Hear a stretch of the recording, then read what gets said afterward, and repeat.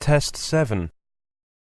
You will hear a number of different recordings, and you have to answer questions on what you hear. There'll be time for you to read the instructions and questions, and you have a chance to check your work. All the recordings will be played only once. The test is in 4 sections. At the end of the test, you will be given 10 minutes to transfer your answers to your answer sheet. Now turn to Section 1. Section 1. You'll hear a conversation between a student and a salesman. First, you have some time to look at questions 1 to 10.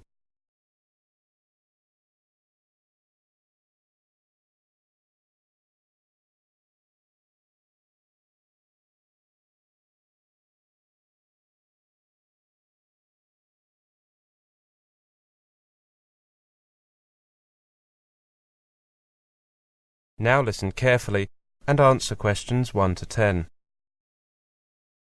Good morning. Is that Copewell Insurance?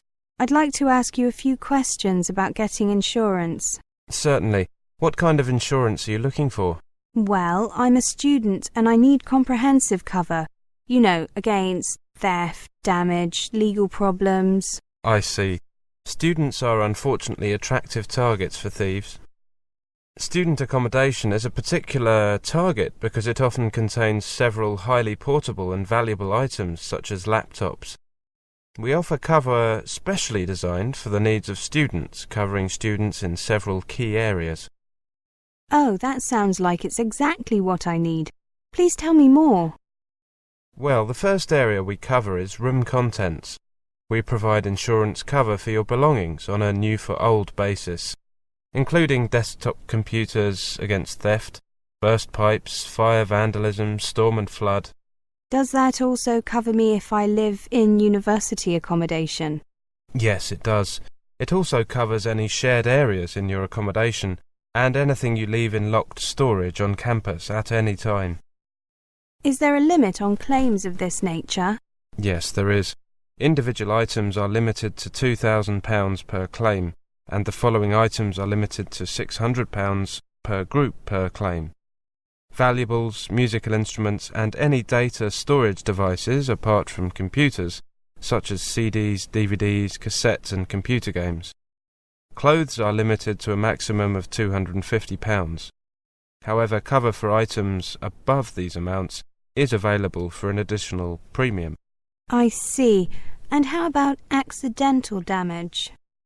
We cover contents against accidental damage occurring while they are in your rooms, and we cover replacement keys and locks up to £150 if you lose your keys. Does this cover items that I leave in my accommodation during holidays? Yes, it does, but the limit is lower, up to £3,000 in total, and there is only cover for up to 35 days. That is if the rooms are unoccupied continuously for 35 days. I understand. Am I also covered against theft whilst travelling? Yes, you are. I should also point out that your mobile phone is fully covered, and the insurance covers any airtime abuse by the thief up to £150. Great. What about legal and health problems? Your legal expenses are covered up to £50,000 for defending claims against you, for claiming against other people for damage or injury they cause you, and tenancy disputes. The last one is particularly useful for students. Course fees you have paid or are liable to pay in the academic year, up to £5,000 in total, are also covered. If as a result of your illness, death or accident, you have to leave your course early, or if a parent on whom you rely for financial support suffers illness or redundancy. That sounds very comprehensive indeed. Does the special introductory rate still apply?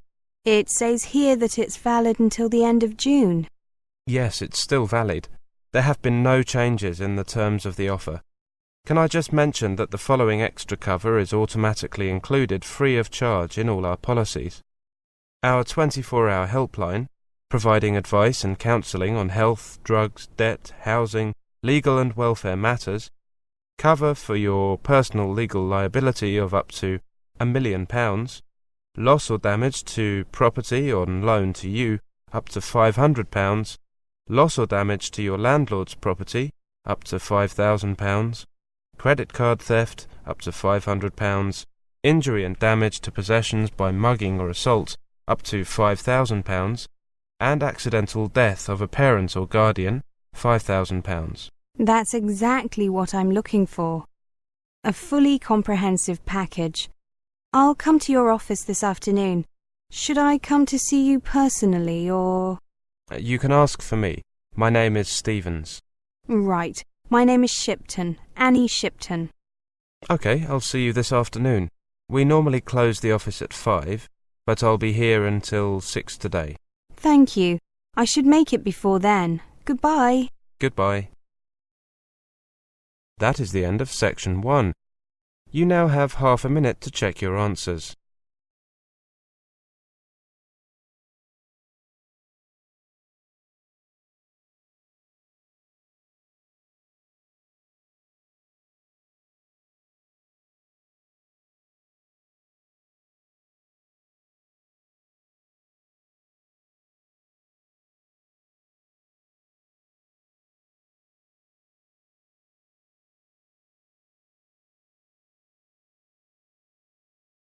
Now turn to section 2.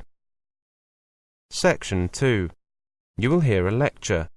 First, you have some time to look at questions 11 to 20.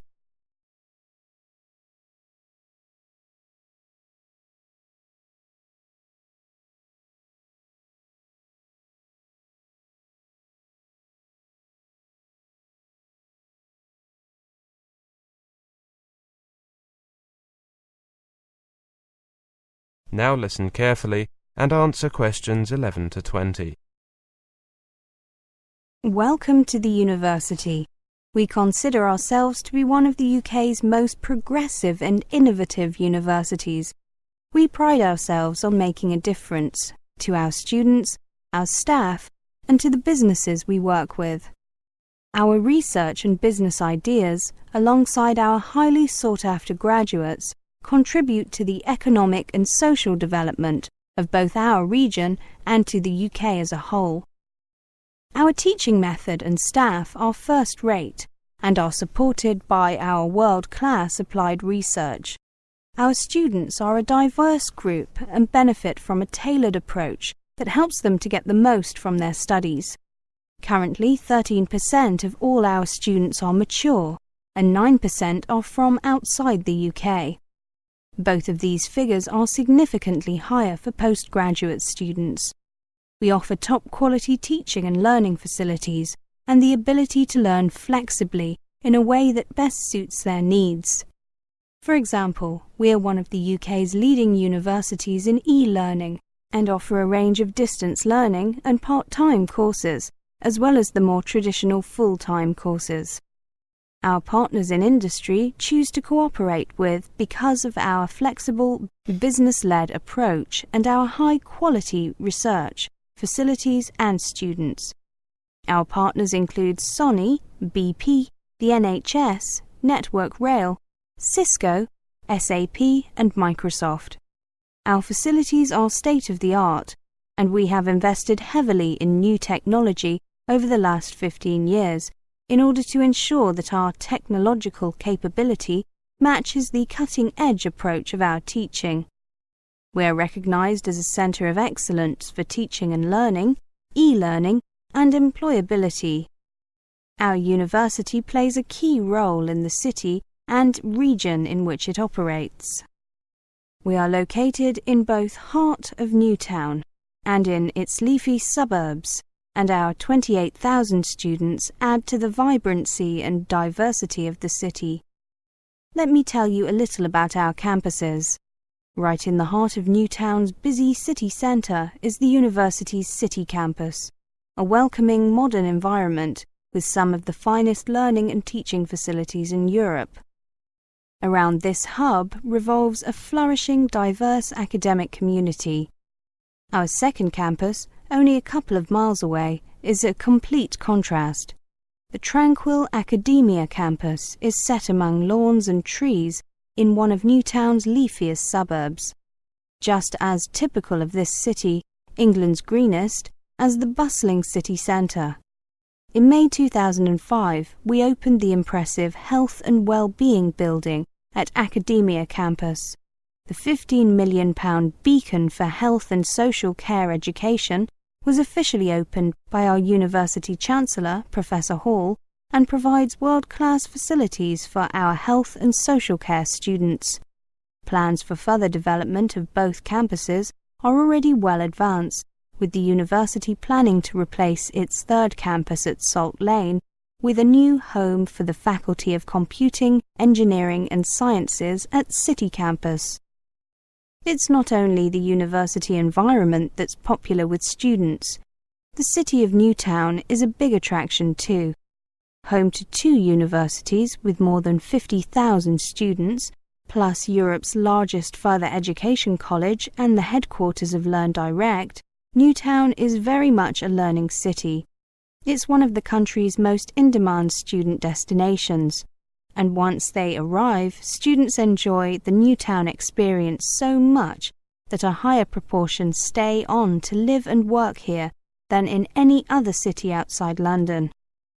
Now, with regard to accommodation, our accommodation services offer a friendly, free service to help you find the right place to live in Newtown. They have an office in the Student Union building, but they also have a website which provides details of all our catered and self-catered residences and a searchable private housing database. The university guarantees to offer all first-year students accommodation of a reasonable standard in university-owned accommodation or in the private sector. On the website, we have also tried to answer some of the most frequently asked questions and provide some useful help, advice and information on how to apply for accommodation. If you can't find the information you are looking for on our website, go into the office where our staff are happy to answer any questions you may have, or you can contact them by phone, fax or email. The university is sensitive to the accommodation needs of individuals and provides both single-sex accommodation and accommodation that is suitable for students with disabilities and special requirements. We also cater to the needs of mature and international students. That is the end of section 2. You now have half a minute to check your answers.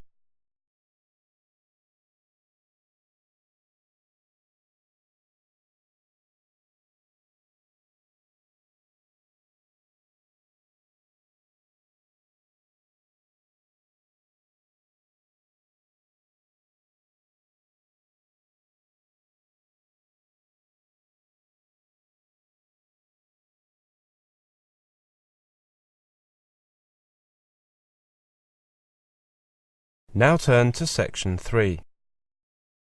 Section 3. You will hear a conversation. First, you have some time to look at questions 21 to 30.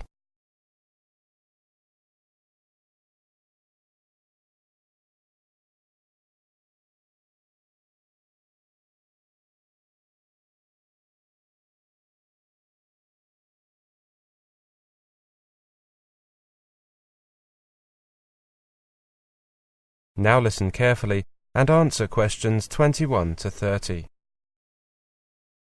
Okay, everyone. We've been asked to think of the characteristics of good teachers and those of good learners. Mike and myself volunteered to look at the former, whilst Janet and Tim took on the latter. Mike, you've got our list. Okay, everyone. This is what Cindy and I came up with. First, the teacher needs to be a good communicator. The teacher needs to be able to speak clearly and to explain what things mean. Taking this idea a bit further, the teacher should have an interesting voice. Schoolwork is often boring enough without having a teacher with a boring voice. Yes, the teacher should sound interested in the subject.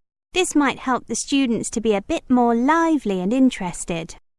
We also thought that a good teacher should get to know his or her students. We don't mean that he or she should try to make friends with the students. That's generally considered a bad idea at primary and secondary schools. We mean that the teacher needs to know something of their backgrounds and their interests.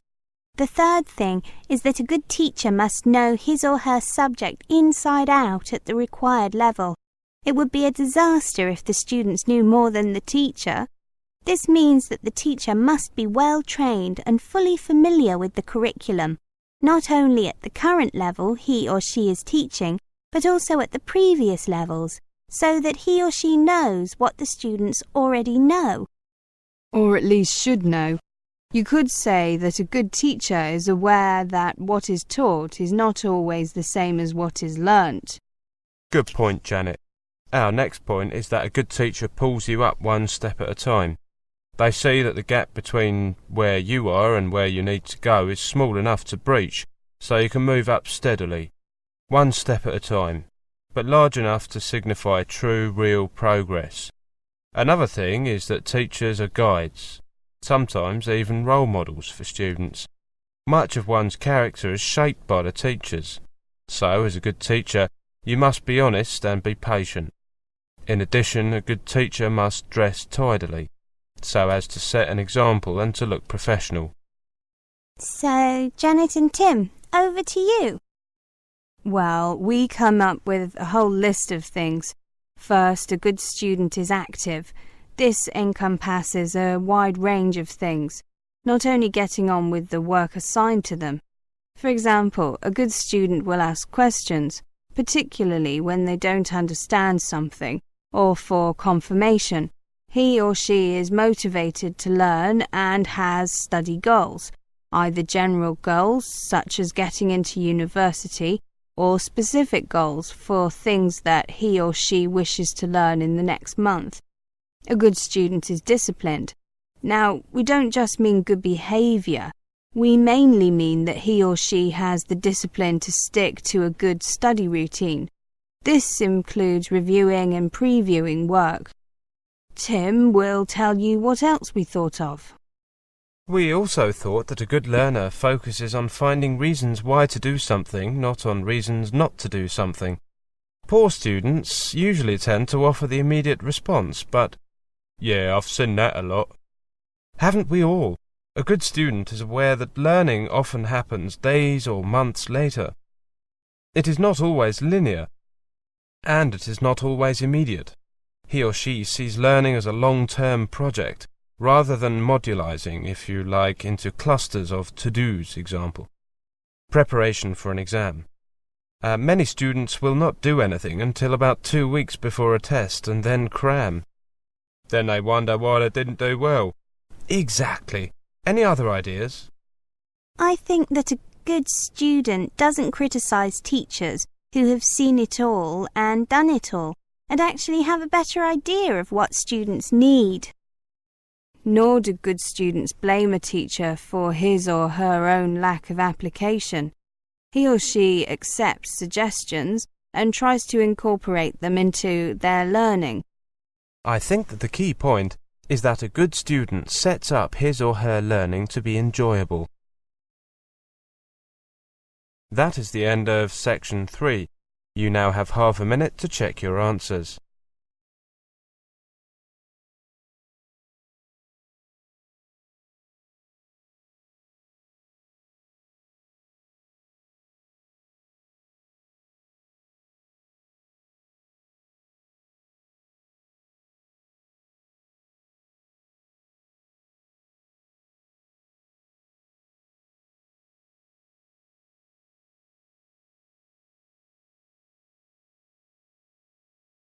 Now turn to section 4. Section 4. You will hear a presentation on writing an academic essay. First, you have some time to look at questions 31 to 40.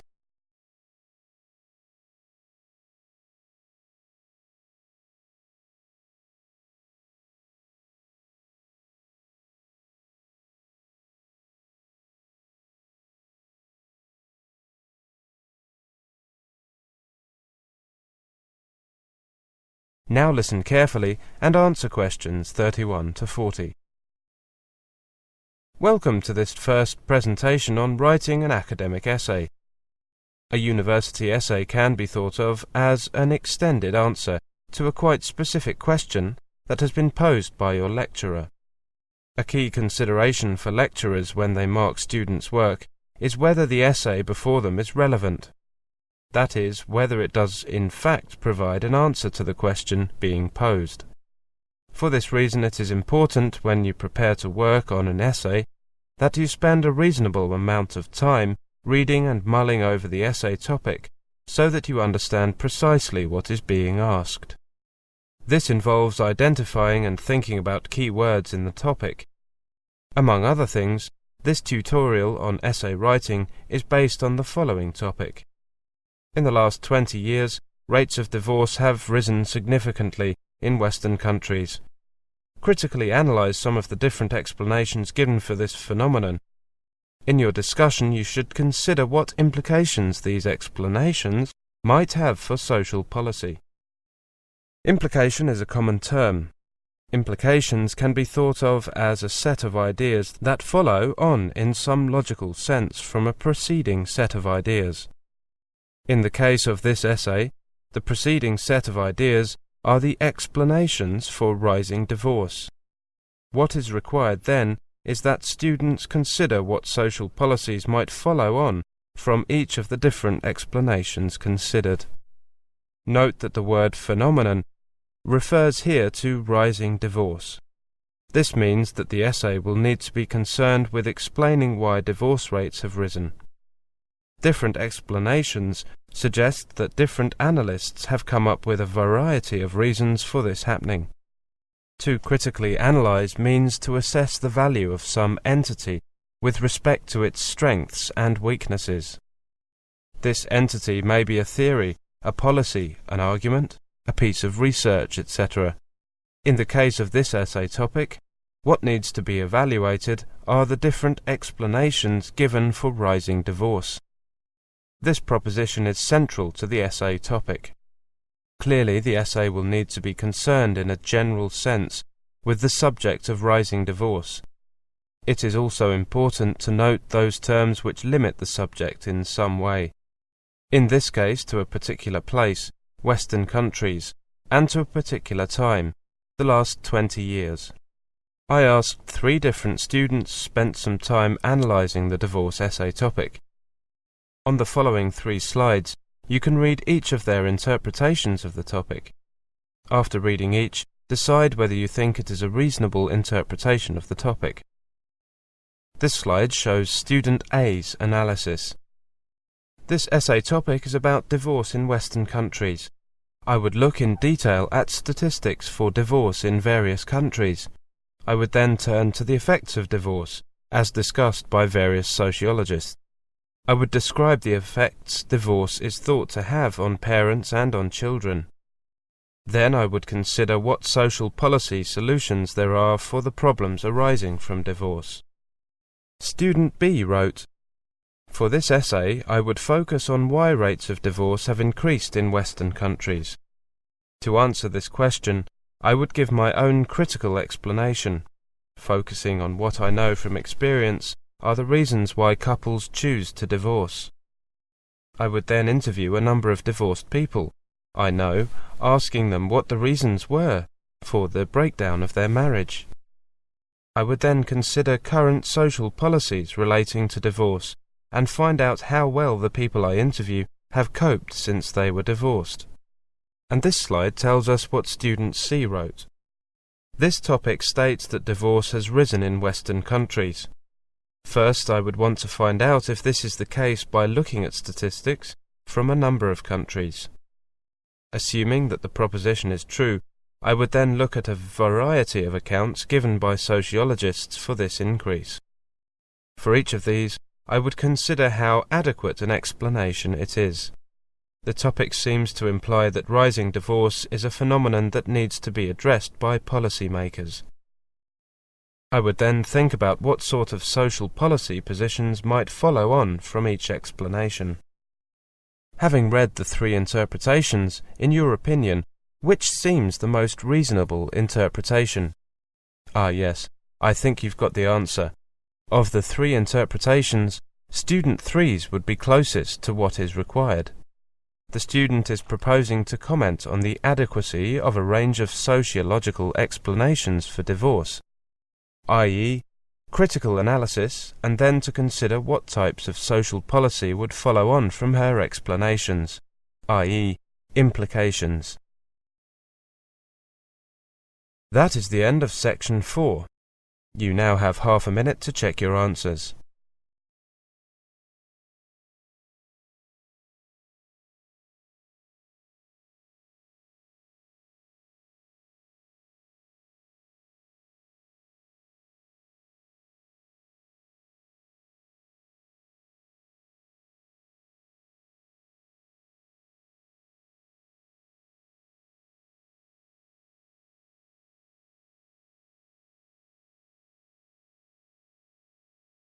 That is the end of the listening test, the Ielts test. You now have 10 minutes to transfer your answers to the listening answer sheet.